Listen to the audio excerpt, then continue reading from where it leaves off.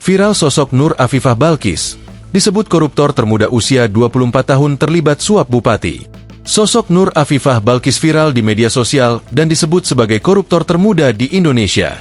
Tapi sebenarnya, perempuan asal Balikpapan, Kalimantan Timur, sempat menjadi sorotan publik pada awal 2022. Namanya mencuat setelah ikut terjaring dalam operasi tangkap tangan, OTT, Komisi Pemberantasan Korupsi, KPK, terkait kasus dugaan suap di Kabupaten Penajam Pasar Utara, PPU, Kalimantan Timur.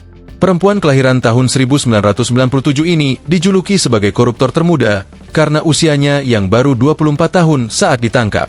Meski tergolong muda, saat itu Nur Afifah sudah menduduki posisi sebagai Bendahara Umum DPC Partai Demokrat Balikpapan. Nur Afifah Balqis menjadi satu dari 10 orang yang diamankan dalam OTT KPK pada Rabu, 12 Januari 2022.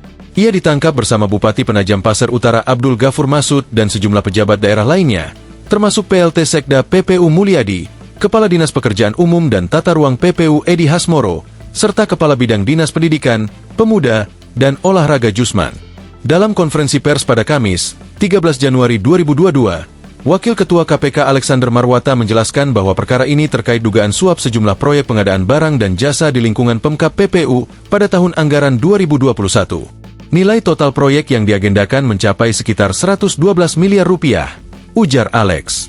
Beberapa proyek tersebut diantaranya pembangunan Jalan Sotek Bukit Subur senilai 58 miliar rupiah dan pembangunan gedung perpustakaan senilai 9,9 miliar rupiah.